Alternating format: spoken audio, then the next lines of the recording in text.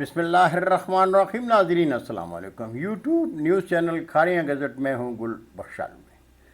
آج کی خبر بعنوان کھاریاں شہر میں بند کچہری۔ ناظرین، کھاریاں شہر میں ضلع گجرات کی اعلیٰ انتظامی افسران ڈپٹی کمشنر صفدر حسین ورک اور ڈی پی او گجرات مستنصر عطا باجوہ کھاریاں اور گردنہا کے شہریوں کا درد جاننے کے لیے کھاریاں انتظامیہ کی سجائی گئی کھلی کچہری میں تشریف لائے تھے، لیکن کھاریاں کے عام اور خاص شہری علم نہ ہونے کی وجہ سے کھلی کچہری میں شریک نہیں ہو سکے۔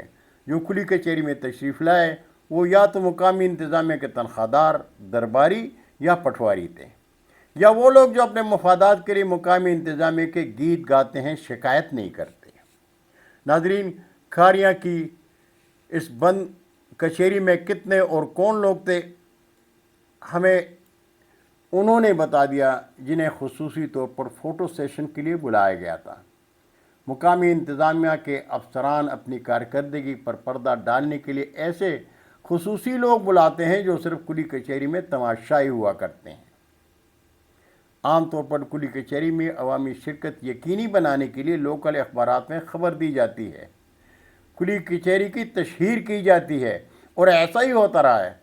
وہ لوگ جو مقامی انتظامیہ اور ان کے درباریوں پٹواریوں کے ہاتھوں زخم خوردہ ہوتے ہیں، وہ اعلیٰ افسران کے سامنے اپنا درد رکھتے ہیں۔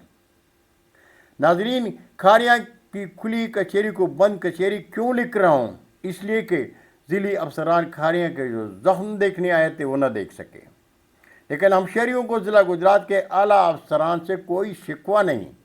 وہ تشریف لائے، ان کا شکریہ، اور ان کے سامنے بیٹھ گئے جن کو خصوصی طور پر بلایا گیا تھا۔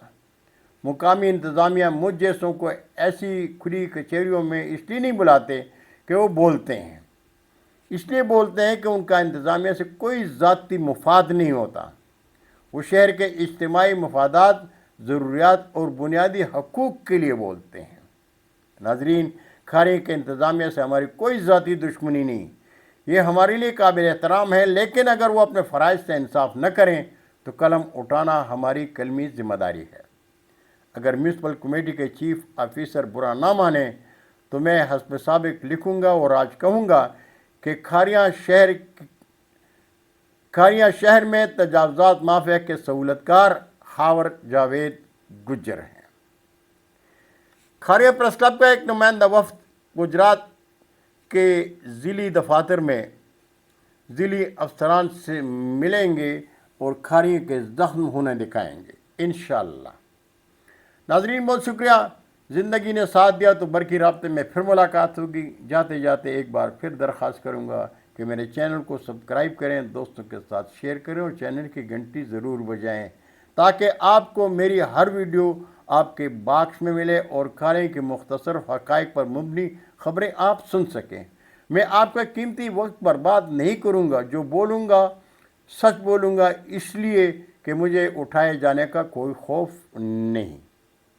اجازت چاہوں گا۔ اللہ حافظ۔ پاکستان زندہ باد۔